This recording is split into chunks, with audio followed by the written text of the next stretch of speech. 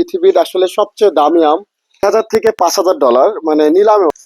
বিসমিল্লাহির রহমানির রহিম।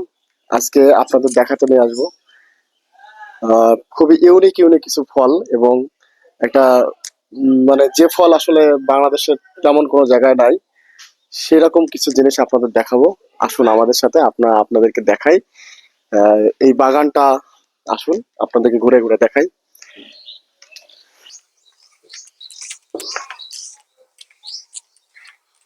আচ্ছা, একটা মাঝে মাঝে দেখায় না যে আমি আম রে, আমাকে খা রে, তাই তো। আমি আসলে এই আম আসলে খাওয়াই দুষ্কর। আচ্ছা, তাইমো তামাগো, আসলে এই তাইমো তামাগো আসলে তাদেরই আম, এগুলো আসলে আমাদের আম না।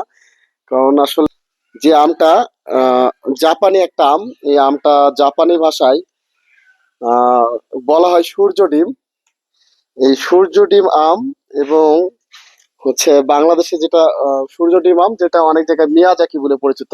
জাপানের সূর্য ডিম এবং মিয়াজাকি দুইটা নামে পরিচিত। এই আমটা দেখেন একদম অরিজিনাল মিয়াজাকি, না খাওয়ার মতো আম। যদি জাপানি ভাবে হিসাব করি, তাহলে মনে করেন আমাদের মতো গরিব মানুষ আসলে খাওয়া সম্ভব না। আর যদি নিজেরা হিসাব করি, নিজেদের তৈরি করা, তাহলে খাওয়া সম্ভব অল্প একটু হলেও।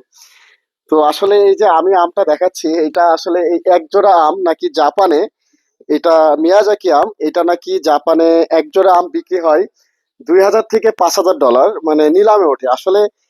সেটা জাপানিদের বিলাসিতা, কিন্তু আমরা এই শৌখিন আমটাকে খুব পরিশ্রম করি। আমি এবং আমার চাচাতো ভাই মিলে এই গাছটা আমরা লাগাইছি। আসলে কৃষিকে ভালোবাসি এবং ফলকে ভালোবাসি, এবং নতুন নতুন কিছু কৃষির জন্য নিয়ে আসতে দেয়, যার কারণে অনেক অনেক এলাকা খুঁজে খুঁজে আমরা একটা নার্সারি থেকে আমটা নিয়ে এসে প্রথমে বিশ্বাস করতে পারছিলাম না যে আসলে এই আমটা ধরবে কিনা এখানে বাংলাদেশের মাটিতে।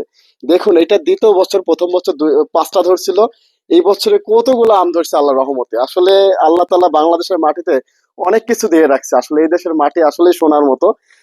যা এই আমটা দেখলে বোঝা যায় যে পুরো জাপানি। এই আমটা যেটা সবুজ সবুজ মনে হচ্ছে না, সেটা সম্পূর্ণ আপনার এরকম বেগুনি কালার হয়ে যাবে, অথেন্টিক মিয়াজাকি যে কালার, সেই কালারটা হয়ে যাবে এখানে। তো আসলে এই আমটা কেন বললাম, এই যে আমরা নিজেরা উৎপাদন করছি, নিজেদের গাছের আম, এই জন্য আমরা আসলে খেতে পারবো ইনশাল্লাহ। আমরা তো খাবোই। যারা এটা আম খেতে চান, যদি পারেন আমার বাসায় এসে ইনশাল্লাহ এক পিস হলেও, মানে এক এক অল্প একটু হলেও খাওয়াবো। গাছটা আসলে সময় সুযোগের অভাবে সেভাবে যত্ন করতে পারিনি, আরো যত্নগুলো ইনশাল্লাহ আল্লাহ তালা আরো দিত। তারপর আল্লাহ তালার রহমতে যতটুকু আছে অনেক। তো আসলে আপনারা যদি এরকম শৌখিন আম যারা ভালোবাসেন, যারা আসলে খেতে চান, এবং আমাদের দেশের মানুষ যারা খেতে চান, এই ধরনের আম আপনারা খুঁজুন।